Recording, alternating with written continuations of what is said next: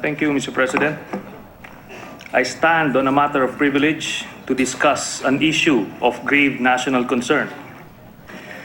Noong nakaraang linggo sa hearing ng Committee on Justice and Human Rights, meron daw pong mga inconsistencies di umano sa mga pahayag ni Mr. Edgar Matubato. Next slide, please.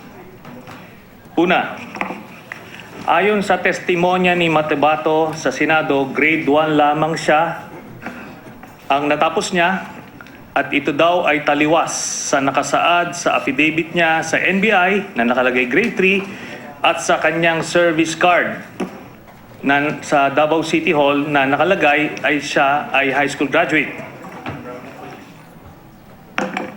Sa ating fact check, sa lahat ng tanong kay Mr. Matubato, ang sagot niya ay siya ay grade 1. Hindi rin si Matubato ang sumulat at naghanda ng service card at affidavit niya dahil hindi siya marunong magbasa at magsulat.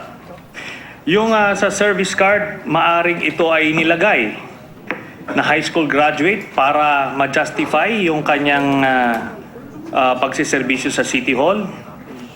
Pero ano pa man, grade 1 ang kanyang claim at kung merong ibang magsasabi na mas mataas ang natapos niya, then dapat meron po silang ipapakita na pruweba. So sa madaling salita, walang inconsistency. Pangalawa, sinabi umano ni Matubato noong September 15 hearing na si President Duterte ang nag-utos na patayin si Sally Macdum. Ayon sa ating pagsaliksik, sa transcript ng September 15 hearing, walang sinabi si Mr. Matubato na si President Duterte ang nag-utos na patayin si Sally Macdum. Kagaya nung sinabi niya nung September 22 hearing, si Las Cañas ang nag-utos sa kanila. Next slide. So walang inconsistency dun sa sinabi niya. Pangatlo, ayon sa kay Senator Cayetano, sinabi umano ni Matubato sa affidavit niya sa NBI na si President Duterte ang nag-utos ipapatay si Sally Macdum. Ayon sa ating pagsaliksik, ayon sa NBI affidavit ni Matubato, Sally Macdum was ordered liquidated by Rodrigo Duterte through SPO4 Arthur Las Cañas because he was a suspected na terrorist. Andyan po yung source sa mga dokumento na yan. So sa madaling salita, walang inconsistency. Next slide please. Kaapat, ayon sa testimonya ni Matubato sa Senado, binigti at sinapchap umano nila si Sally Macdum. Ito daw ay taliwas sa affidavit niya sa NBI na nagsasabi na binigti, nilaslasan ng leeg, sinaksak at sinapchap nila si Sally Macdum. Again, ayon sa mga salaysay ni Mr. Matubato, siya lang ang nagbigti kay Sally Macdum. Ngayon nais kong i-emphasize ang ibig sabihin ni Mr. Matubato ng pagbigti. Ito yung panggarote o pangsakal, hindi yung binibitay kagaya ng pagkakaintindi ng mga taga rito sa Maynila. Dagdag pa niya, hindi siya kundi si Las Cañas ang sumaksak kay Sally Macdum. Ipapakita ko mamaya ang isang larawan para mabigyan ng idea kung paano nangyayari ito. Again, wala pong inconsistency. Next slide please. Sabi umano ni Mr. Matubato sa September 15 hearing na noong 2010 kinidnap nila ang mga tauhan / bodyguard ni Nograles. Binago niya umano ang kanyang statement noong September 22 hearing at sinabi na ang kinidnap nila ay tao ni General Palparan at ni General Matiliano. Now, ayon sa ating pagsaliksik, nakalagay sa transcript noong September 15 hearing, sinabi ni Matubato na noong 2010, kinidnap nila ang 4 na tao ni Nograles. Sinabi din niya na ang mga taong ito ay tao ni General Matiliano at General Palparan na sumusuporta kay Nograles. Sinabi po niya yan. So sa madaling salita, again, walang inconsistency. Next slide please. Ayon kay Matobato, wala daw siyang ginawang affidavit tungkol sa DDS, ngunit lumabas na may affidavit siya sa NBI tungkol dito. Next slide please. Base sa ating pagsaliksik, ang tanging complaint affidavit na final ni Matobato ay tungkol sa kanyang torture at kay Richard King at hindi tungkol sa Davao Death Squad. Ang binasa po ni Senator Cayetano ay isang sworn statement. Ang pagkakaalam ni Mr. Matobato, magkaiba po ito. So in short, wala pong inconsistency. Next slide. Ayon kay Matobato, sinabi sa kanya na sa McDonald's binaril si Richard King. Ito ay taliwas sa totoong nangyari na sa sariling opisina pinatay si Richard King. Ngayon, base sa ating pagsaliksik, maliwanag sa mga salaysay ni Mr. Matobato na wala siya sa actual na pagpatay kay Richard King at ito ay ikinuwento lamang sa kanya. So sa madaling salita, walang inconsistency. Next slide please. Ayon kay Matobato, masking tape ang ginagamit nila sa pagbalot sa muka ng mga biktima nila. Ngulit nang papiliin ni Senator Cayetano, yung packaging tape ang napili niya. Sa limitadong kaalaman ni Mr. Matobato, ang pangalan ng iba't ibang office supplies, ang tawag niya sa lahat ng uri ng tape ay masking tape. So sa madaling salita, again, walang inconsistency. Next slide please. Ayon kay Attorney Abeto Salcedo Jr., tinangka siyang patayin ni Matobato noong October 24, 2014. Ayon naman sa ginawang report ng NBI sa DOJ, nasa custody na ng WPP si Mr. Matobato noong September 1, 2014. At hindi lang yan, na-discover natin na base dito sa balitang ito, October 24, 2014, inambush yung DARA adjudicator at ang kanyang description ng gunman ay slim, 5'8" ang height at wearing black shades during the attack. So maliwanag, hindi si Mr. Matobato yan dahil mga 4'8" lang yata ang height ni Mr. Matobato. So, isang talampakan ang diferensya sa description. Siya po yung nag-file ng kaso ngayon kay Mr. Matobato. Next slide. Ngayon, kung meron pa mang ibang inconsistency pa, ito ay minor lamang at pwede nating ipaubaya sa memory lapse dahil sa edad niya na 57 years old at dahil sa dami ng kanyang napatay o nakitang napatay, ito ay nagiging regular na pangyayari sa buhay niya. Kagaya rin nating lahat, walang may perpektong memorya. Bukod pa riyan, siya ay nakatapos lamang ng grade 1 at hindi makapagtagalog ng maayos. At dahil hindi siya makabasa, ang buhay niya ay umaasa ng malaki sa tiwala ng mga tao sa paligid niya. Kung ano ang sasabihin sa kanya ng mga taong pinagkakatiwalaan niya, yun ang pinangahawakan niya. Ano't ano pa man, pagkatapos ng mahigit 10 oras na cross-examination at scrutiny ng ating mga mahuhusay na mga senador, inconsistencies lamang ang kanilang napuna at wala ni isang sadyang sinungalingan silang nakita.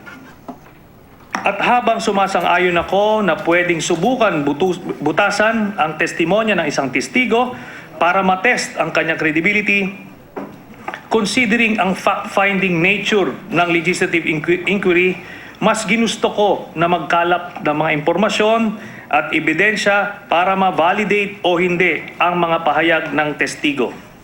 At ito ang aming nakita.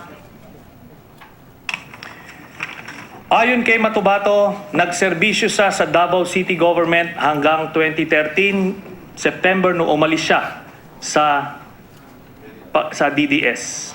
Dito po sa service card ni Matubato bilang empleyado ng Davao City Government, makikita natin na naka-assign siya sa City Mayor's Office sa Davao City.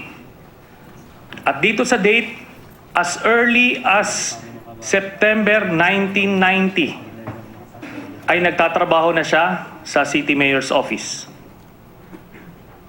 Sa madaling salita, totoo ang kanyang mga pahayag. Next slide. Dito po sa ID ni Matubato bilang empleyado ng Davao City Hall, makikita natin si Mayor Sara Duterte ang nakapirma dahil si Mayor Sara Duterte ay siyang mayor simula 2010 hanggang 2013 sa Davao City. So hanggang dun sa panahon na yon ay totoo ngang empleyado siya. Next slide. Dito sa payroll ng job order, makikita natin ang pangalan ni Mr. Edgar Matubato na siya ay naka-assign dito sa Davao City Hall as late as July 1, 2013 based on this payroll na pirmado po ng mga opisyal ng Davao City Hall Government. So totoo po ang kanyang mga pahayag. Ayon kay Matubato, meron daw siyang ATM card bilang patunay na sumisweldo siya sa City Hall. Ito po ang Land Bank ATM card ni Edgar Matubato. Later on, pwede natin hingin yung mismong transaction history nung kanyang account para malaman natin kung talagang regular siyang pinapasweldohan. Next slide. Ayon kay Matubato, siya daw ay asset ng mga pulis. Ito po, dito po sa ID ni Matubato bilang agent ng CIDG, ito po ay nagpapatotoo ng kanyang salaysay. Next slide. Ayon kay Matubato, siya daw ay naka-assign sa heinous crime section ng Davao City o Davao City Hall. Again, dito sa job order form, makikita natin ang kanyang office of assignment na nakalagay heinous crime and investigation section ng main office. Ano yan? Ang date niyan ay 2nd July 2013. So totoo muli ang kanyang salaysay. Next slide. Ito naman sa dokumento ng Human Resource Management Office ng City Government of Davao dated November 22, 2007. Nakalagay dito, please be informed. Naka-address ito kay Mr. Edgar Matubato, City Mayor's Office. Please be informed that your job order has been approved by the City Mayor and as such you are hereby assigned to the Heinous Crime Investigation and Detective Management Section, Davao City Police Office, this city, effective upon receipt hereof. Report to Police Senior Superintendent Jaime Morente, etc., etc. So totoo ang kanyang sinasabi na siya ay naka-assign sa Heinous Crime Unit or Section ng Davao City Hall. Next slide. Ayon kay Matubato, dun sa kanyang salaysay noong September 15, itong mga ito ang miyembro ng Heinous Crime Section. Major Lau, Major Francia, Arthur Las Cañas, Sunny Beneventura, Jim Tan Braganza. Ayon sa ating fact check, sinabi mismo ni General De La Rosa, ang ating Chief PNP, and I quote, iyong pinagsasabi niya kanina, Your Honor, nakasama niya yung mga taga-heinous crime yun. Unquote. So, totoo ang salaysay ni Mr. Matubato. Next slide. Ayon kay Mr. Matubato, mayroon siyang barel na Colt caliber 45. Ayon sa ating pagsasaliksik, meron siyang firearm license card na ang nakalagay na barel ay Colt na caliber 45 na pistol. Totoong muli ang kanyang salaysay. Ito ang kanyang permit to carry firearms outside of residence na again nakalagay caliber 45 Colt ang brand. Totoong muli ang kanyang sinasabi. Next slide. Dito sa kanyang application for firearms license, makikita natin na ang kanyang office na pinanggagalingan ay mayor's office. At ang kanyang nakalagay na hindi ko mabasa eh. Anyway, kung ano man nakalagay, source of firearm is, ang pangalan dito ay si Arthur Las Cañas. Okay? Totoong muli na talagang silang dalawa ni Mr. Las Cañas ay magkasama. At ando doon siya sa opisina, meron siyang baril. Si Mr. Matubato. Ito naman ang permit to transport and purchase firearms and ammunition. Nakapangalan kay Mr. Matubato. Again, dito nakalagay ang Colt caliber 45 pistol. At dito sa permit to purchase firearms and ammunition, nakalagay ang kanyang address as care of Office of the City Mayor, Davao City. And dito po sa remarks, transfer of firearm from Arthur B. Las Cañas of Davao City. Next slide, please. Totoo po muli ang kanyang sinabi. Ayon kay Mr. Matubato, siya ay hitman ng Davao Death Squad. Ngayon, base sa ating fact check, si General De La Rosa mismo ang nagkumpirma nito. And I quote, "I heard his name, narinig ko yung pangalan niya, Edgar Matubato, doon sa Davao, ito daw ay tirador." So ngayon, ito po ang ating kailangan at this point pagtagpi-tagpiin. Merong isang hitman na may barel na lisensyado na naka-attach sa isang unit sa Davao City Hall Government under the Office of the City Mayor at mga pulis ang kanyang kasama. Lahat yan ay sinalaysay ni Mr. Matubato at totoo. So, ano ang ginagawa ng isang kilalang hitman sa Office of the City Mayor? Next slide, please. Ayon kay Matubato, noong June 19, 2014, isang linggo pagkamatay ni Richard King, siya ay hinuli at tinorture ng mga kapwa niyang miyembro ng Davao Death Squad para gawing fall guy. Base sa ating fact check, totoo nga na siya ay sinampahan ng kaso ng mga pulis na dati niyang kasamahan, sina Reynante Medina na isang SPO2 at isang Bienvenido Furog na SPO1 noong June 19, 2014. Again, totoo po ang salaysay ni Mr. Matubato.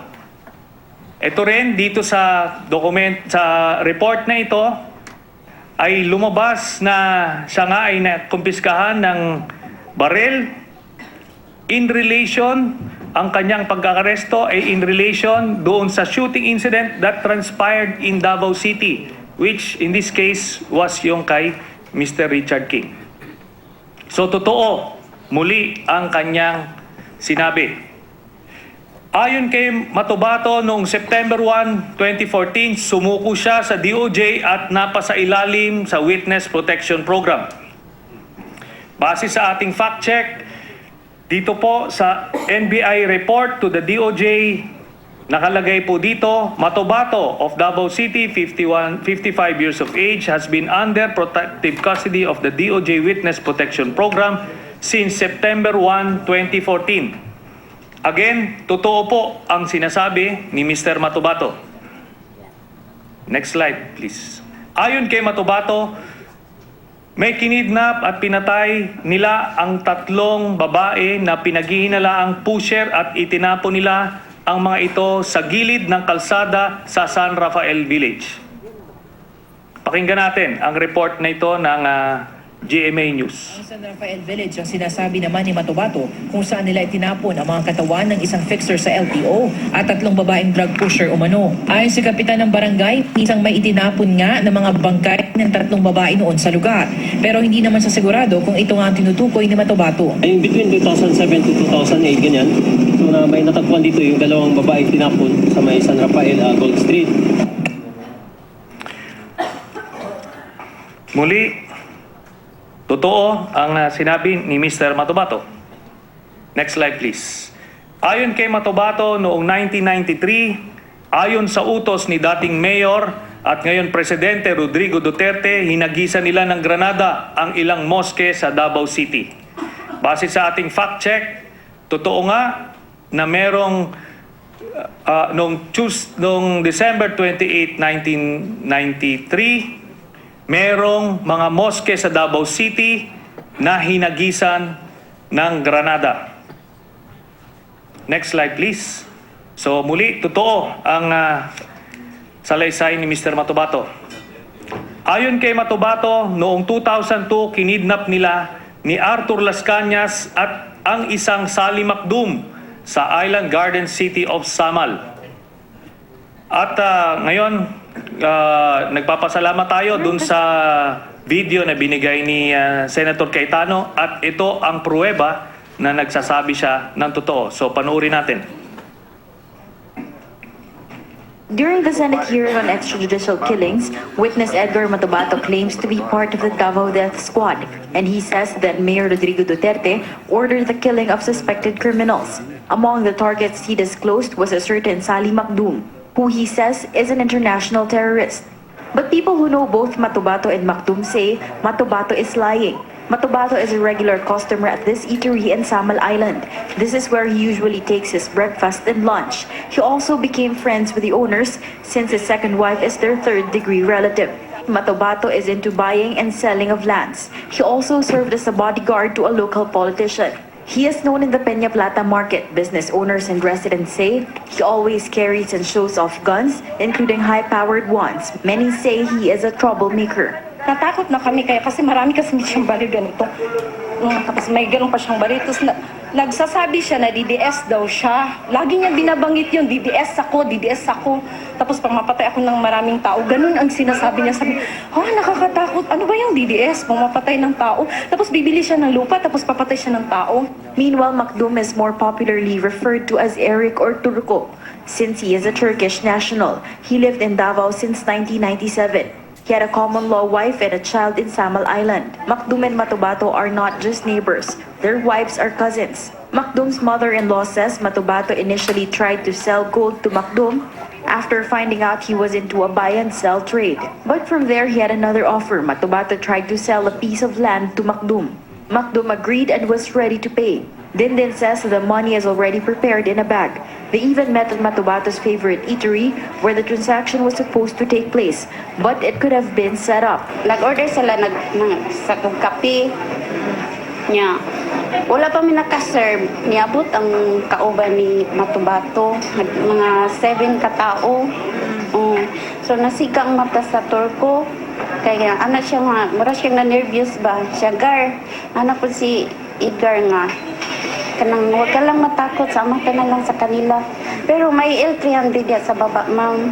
Dindin claims some investigators came over since Macdum's wife filed a complaint, but Matubato's wife tried to stop them from cooperating with the law enforcers. Mo ari ang CIDG, ma'am, no? Pag na sa CIDG mo, puli ang igsoon, kasawa nga. Anong ganang ino niya akong asawa ba nga? Nung dili ka mag-testimony ha, ayaw pag-testimony ha, kaya madaot ka, anak. And until now, Macdum's family never found justice for him. Trisha Terada, CNN Philippines, Davao City. So diyan po sa video ng CNN Philippines, pinapatotoo na kinidnap nga nila Mr. Edgar Matubato at kanyang grupo si Mr. Sally Macdum. Alam nyo, noong unang hearing, hindi kilala ito si Mr. Sally Macdum at pinagdudahan natin yung kanyang credibility dahil baka nga inexistent itong tao na ito. Pero dito, hindi siya nag-waiver. Ininsist niya na merong taong ganon at totoo nga na merong taong ganon na kinidnap sa Samal Island. At 7 silang kumidnap ayon dun mismo sa saksi. Ngayon, ayon kay Matubato, ang Laod Quarry sa Maa, Davao City na pagmamayari ng isang SPO4 Ben Laod ang tapunan ng mga sinasalvage nila.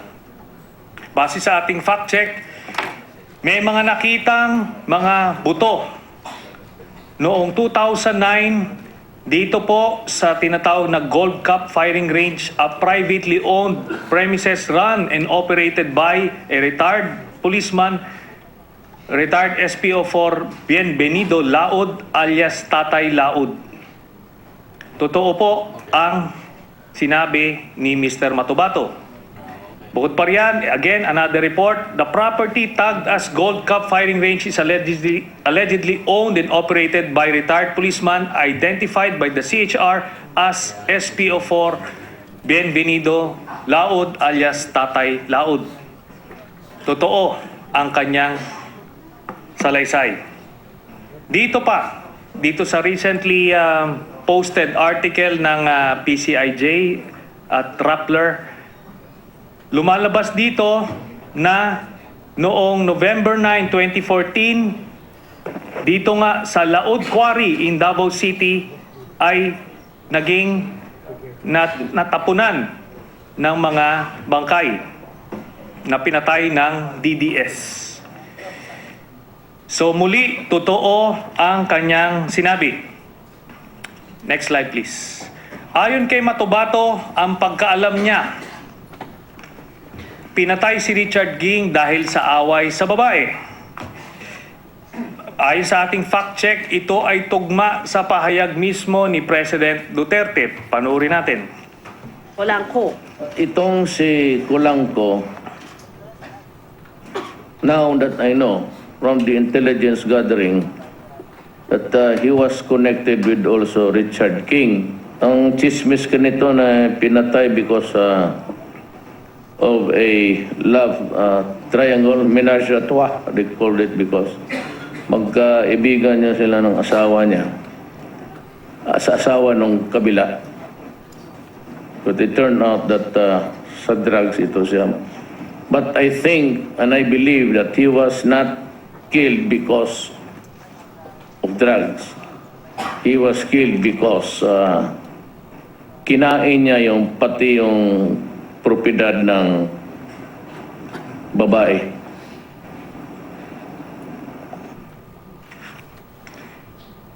Ngayon, you be the judge. That's the word of the President. Hindi ko sinasabi na totoo. Ngayon, next.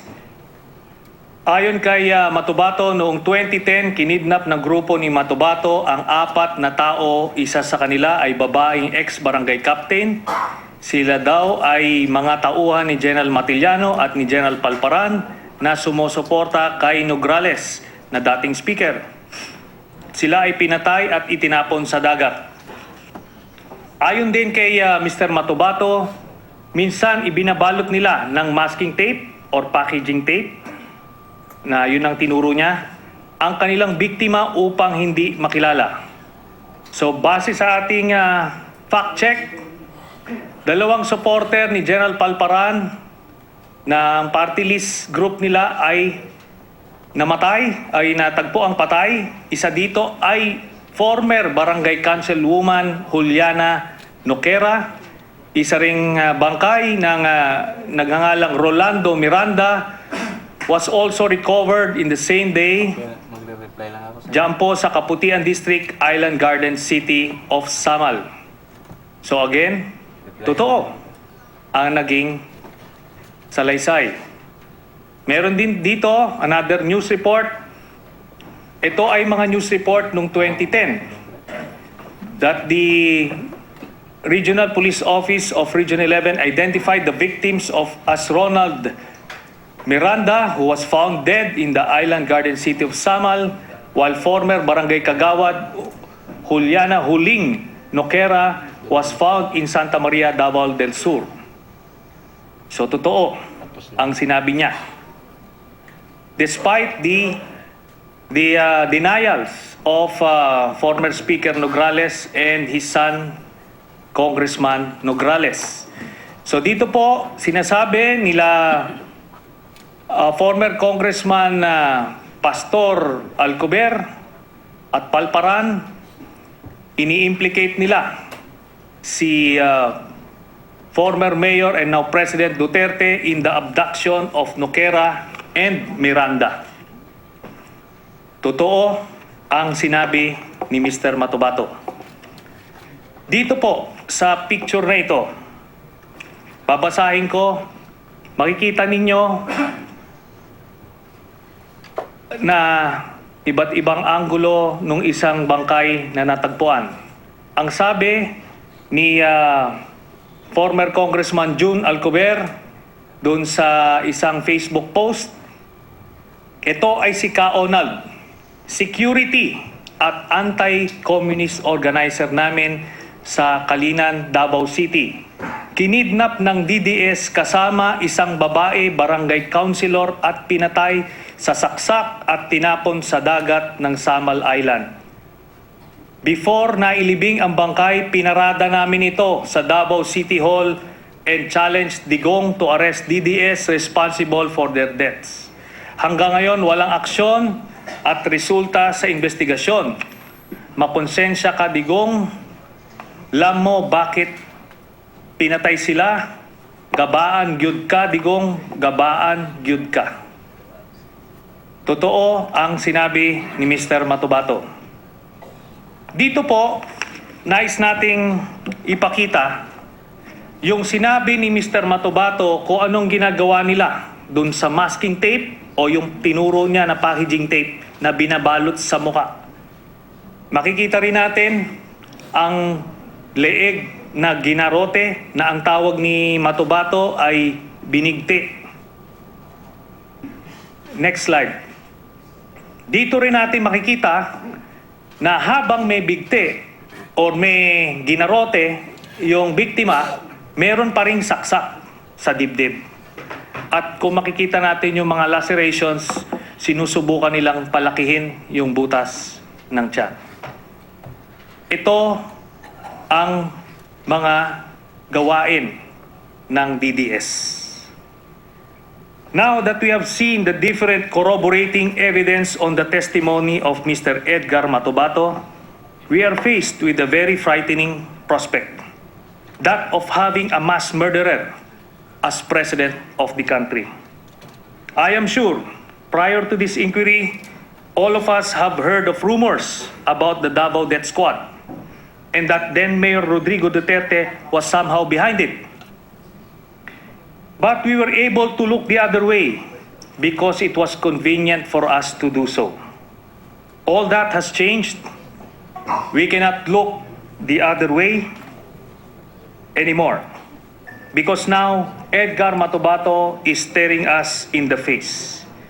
He has testified that President Duterte, as mayor of Davao City, was the mastermind behind the Davao Death Squad, which was responsible for the killing of more than 1,000 persons from 1998 to 2013.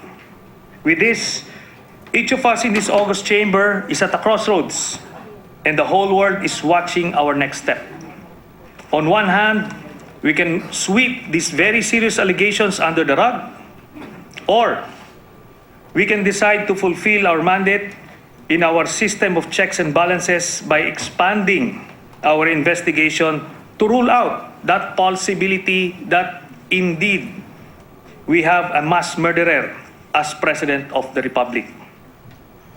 As for myself, the choice is quite clear. Having been guided all my adult life by this phrase in the PMA Cadets Prayer, and I quote, "Guide us that we may discipline our lives to trail the difficult path rather than to go astray on the easier ways." End of quote. I now move that this privileged speech be referred to the Committee on Accountability of Public Officers and Investigations so that an inquiry be conducted to look into the alleged direct involvement of then Mayor and now President Rodrigo Duterte and other public officials in the killing of more than 1,000 persons in Davao City through the so-called Davao Death Squad. I so move, Mr. President. Mr. President. What's the pleasure of Senator Cayetano? Mr. President, before the motion is acted upon by our Honorable Majority Leader and members of the Senate, will the gentleman yield to some questions for interpellation? Yes, Mr. President.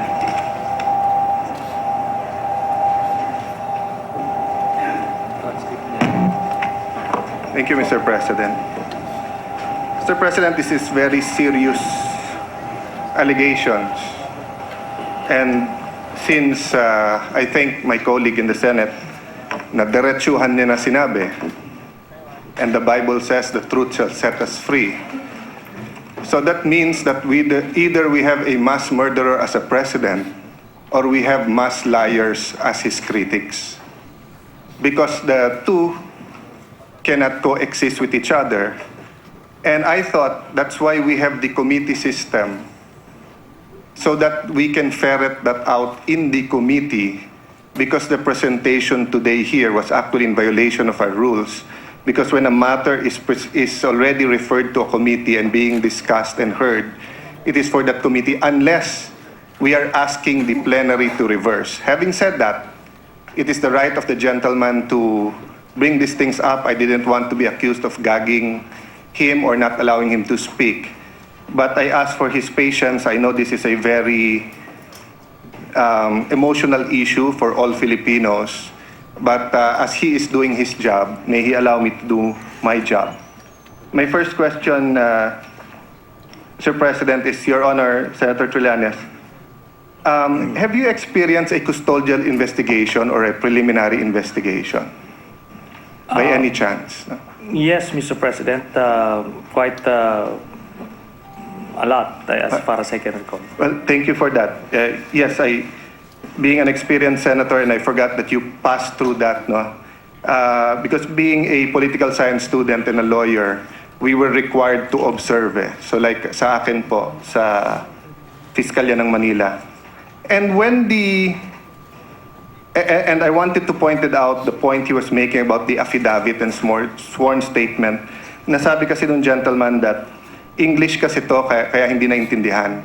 Is it correct, Your Honor, Mr. President, Senator Trillanes, that sa custodial investigation, sa PI, and when the NBI, police, or fiscals talk to the witnesses, they are talked in their native language, not in English?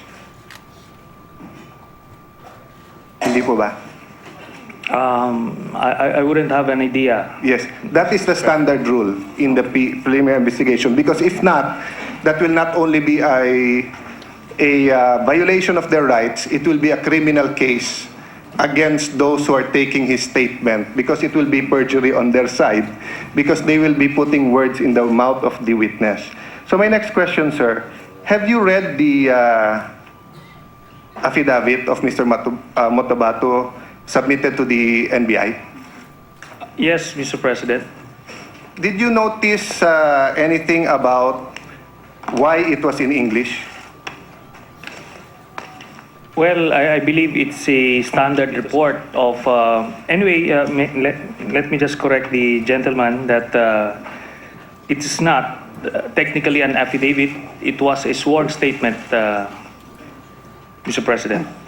That's one and the same thing, but I'll not argue with him there. Let me just read the first paragraph. But Mr. President, it may be one in the same thing for lawyers, but for a grade 1 student, let us not assume that it is so, Well, Mr. President. thank you, Mr. President. That's a good point. I will go to that later. Sworn statement of Edgar Matobato E. Bernal given before Agent Eugene Javier IV in the presence of Agent Oliver de Rivera and witnessed by Joselita Abarquez here in the Office of the Anti-Organized and Transnational Crime Division AOTCD, Death Investigation Unit, DIU, National Bureau of Investigation, Taft, this 4th day of September 2014. Note, Mr. President, hindi po to custodial investigation dahil yung witness ang nag-volunteer na siya ay magse-state witness at siya ang magbibigay ng kanyang alam. Hindi ito yung napapanood natin sa mga crime telenovelas or sa series sa TV na bakit wala kang abogado o bakit you have the right to remain silent. He chose to speak. What does the first paragraph said? The following questions were asked in the dialect known to the affiant and thereafter truly and accurately translated in the English language. So, Mr. President, hindi po totoo yung sinabi ni Senator Trillanes kanina na dahil English, hindi naiintindihan nung affiant or ni Mr. Matobato. Sapagkat in-explain to sa kanya, may witnesses, Binisaya, Tinagalog, at okay. Second point, Mr. President. Senator Trillanes, are you aware where this affidavit went after the NBI? Mr. President, this representation is willing to submit and accede and concede to the point of the gentleman so that we can expedite the whole thing because we have a pending motion that the body needs to address, Yes, Mr. Chair. but Mr. President, Senator Trillanes tried to paint to the public that Mr. Matobato is credible, and I'd like the chance to engage him in a polite and a sober discussion that I respectfully and humbly disagree with his presentation. That was his assessment. It's not my assessment. But instead of giving my assessment and standing on a question of personal privilege, pabayaan natin ang publiko ang makinig kung ano ang tama, sino tama, at sila mag-judge kay Mr. Matobato. Having said that, sir, I ask you if you know where it went because it went to the Department of Justice that accepted his affidavit. That kept him in the witness protection program. And that affidavit was partially used to file the cases, which was dismissed. And I'd like to ask Senator Trillanes, are you aware that the case filed by Mr. Matobato against the 5 policemen for torture, arbitrary detention, violation of human rights of a detained person were dismissed by the DOJ during the time of President Aquino? Are you aware, sir? Mr. President, again, I am wondering where all of these questions would lead to because if the gentleman intends to test the credibility of Mr. Matobato, then I am the wrong person to ask. I have presented the findings that we gathered based on our limited capability, and I presented my case to the floor. So it's up to the people and especially the senators to decide on the matter because I'm not the one going to testify or I wasn't the one who testified or made allegations against President Duterte, Mr. President. I beg to disagree, Mr. President. In this hall, Senator Trillanes chose upon himself to make representations and make conclusions that Mr. Matobato is credible, that there are no inconsistencies. So when someone stands up to interpolate, it is to test either our prejudice or our wisdom. Meaning, kung ang initial tingin ko, mali ka, sir, and then nasagot mo ako ng tama, edi I will admit, mali pala ako. At tama ka pala, at credible pala si Mr. Matobato. But, kung hindi masagot, or mali ang sagot, or mali ang then we expect that we'll have at least a consensus. You may leave this hall believing that he's credible. I may leave this hall believing that he is not credible. But at least the fellow senators will have the benefit of both sides and not only the side of Senator Trillanes. And the public will also get to know. Anyway, Mr. President, on June 30, 2016, the day the President took his oath, dinismiss po ng DOJ. Hindi po DOJ ni President Duterte yan. It was through Assistant State Prosecutor Charlie Guhit. Which brings me to the next statement, the Mr. next President, question. just an interjection on that point. Does the gentleman know which part of the day on June 30 was this case dismissed?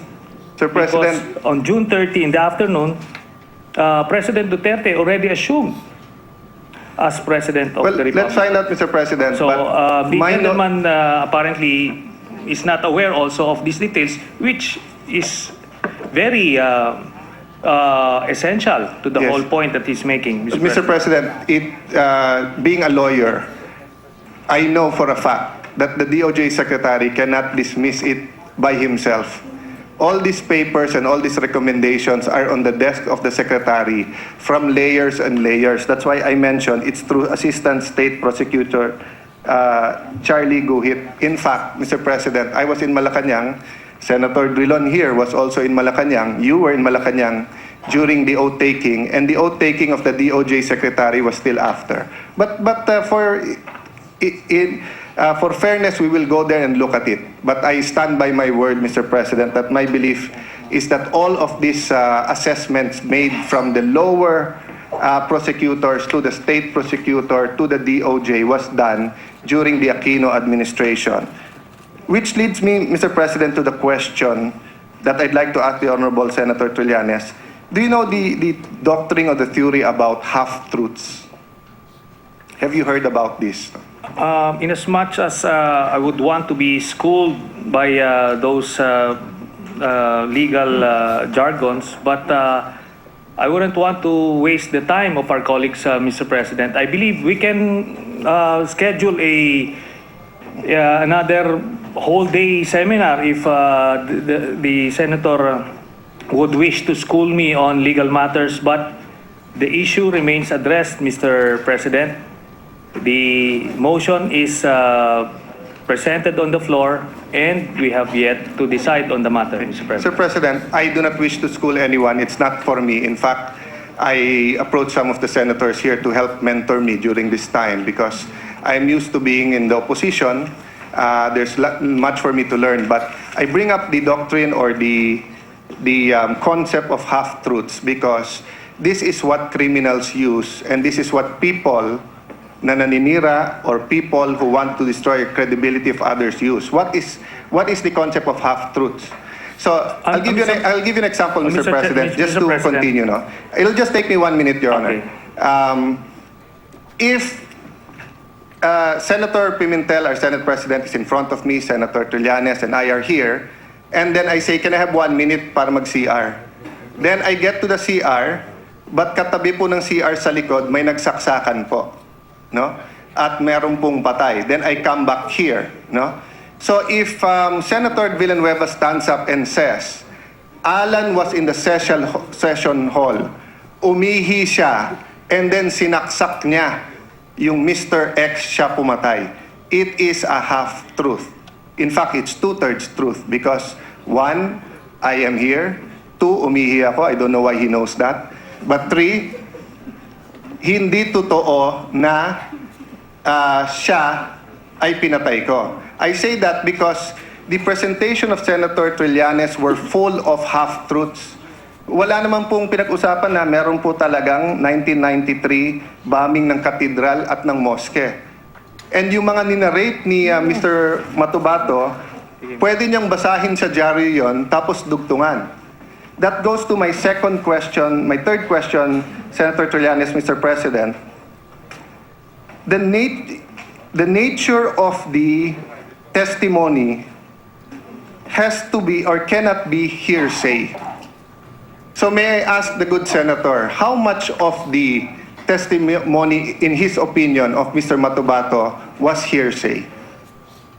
Well, let me address the first point first, Mr. President, because the gentleman has a tendency to jump from one subject to the other. Okay, on the first point that he mentioned regarding the doctrine of half-truths being used by criminals and liars, I would concede and accept the argument of the senator because apparently he may be following the doctrine of it takes one to know one. Now, let me go to the next point. He mentioned that Mr. Matubato didn't say anything about the 1993 bombing of the cathedral. Now, I direct him to page 16 of the transcript of the September 15, 2016 hearing of the Committee on Justice. and I quote, "Oo, rebel returnees at saka pulis, nagkwan na kami, yun mga opisyal na namin. 1993, binomba ang katedral ng Davao City, yung simbahan. Umorder naman si Mayor Duterte nga masakerin yung mga moske ng mga Muslim." Now, just this point would highlight the example that it is the gentleman who is practicing that doctrine of half-truths being used by criminals and liars. So, there's so many of that. That's why we needed to present the truth in this earlier presentation, because precisely the gentleman twisted so many information, so many facts during the last hearing. Again, Mr. President, if the gentleman is opposing, then I believe it is No. time to divide Mr. the President, House. I'm not Mr. President. opposing yet. I ask if he's willing to be interpellated. Kung tatakbo siya, ayaw na niya. Kung ayaw niya magpa-interpellate, that's his call. But usually, Mr. President, because this is a hall of gentlemen and ladies, in the same patience that we sat here and listened to his presentation, usually, the senators also patiently ask for questions, receive the questions, answer them. Actually, Mr. President, it's quite parliamentary to say it takes one to know one, but I'll not take any offense. I'm used to that kind of, even now sa cellphone, araw-araw, there's a brigade to curse, etc., me, and etc., and it's okay. But I'll just follow his logic. It takes one to know one. So he says, I'm a person of half-truth. That's why huli ko si Matubato na nag-half-truth. So siya na rin nag-admit na si Matubato is using half-truths. Following his own logic. I will sacrifice my own credibility. If he's saying it takes one to know one, so, and I know that half-truths ang ginagamit ni Mr. Matubato, so he's admitting that his own witness, or the witness that he stood up to protect or to explain, expound. But having said that, Mr. President, hindi po ako ang testigo. So if I use half-truths or if I use misleading, leading questions as a senator to get to the truth, that is allowed. Yung pong hindi allowed, yung witness na hindi niya sasabihin ang katotohanan. Bakit po? If you notice, Mr. President, and I see the famous Secretary Barbo right in front of me, he's famous during the impeachment of a former president, where he again and again said, if you remember that, Secretary Barbo, do you swear to tell the truth? The whole truth and nothing but the truth. Because the reality is, you can say a half-truth. I can tell my wife, umuwi ako ng alas 12. Di ba? Hindi ako tumingin sa babae. Pero nakapikit pala ako nung kasama ko yung babae. So, hindi whole truth yon, half-truth yon. But I ask that, Mr. President, in coordination with the question of hearsay, with the patience of Senator Trillanes, I didn't jump to a next. It's connected. Again and again, it has been proven. I also have my presentation, but I will not bore you with it. I will submit it to the Committee on Justice. And the good Senator Gordon has instructed us not to lecture the members. He has instructed us that if we have observations, we submit it to the committee, we discuss it among ourselves, then we will vote upon it. So, but because Senator Trillanes brought this up, I'm forced to also give my own observations, no? Every time that we look at Mr. Motobato's testimony, he jumps from pretending to have personal knowledge, going to hearsay. The best example dyan is yung kay Mr. Macdum. Sa affidavit po, pinakita na rin po ito ni Senator Trillanes, ang sabi niya, ang sinabi po niya doon, ang sinabi po niya dito ay terrorist lang. Terrorist lang.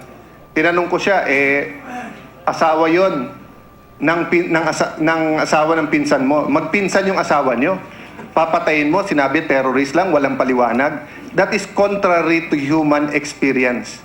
Kung magpinsan ang asawa namin ni Senator Manny Pacquiao, at balak akong gulpihin, hindi nga patayin, gulpihin, it is but human experience, it is but logical that Senator Pacquiao will tell his wife, pakisabihan mo nga yung pinsan mo, di ko na yung kaya yung mukha ni Alan na yan, gugulpihin ko na yan.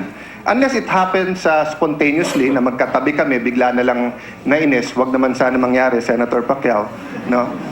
But it is against human nature. So what does the affidavit said? The affidavit said, pinaliwanag ni Mr. Motobato na siya ang nagbomba ng moske, which he conveniently forgot, even if paulit-ulit ang question ko.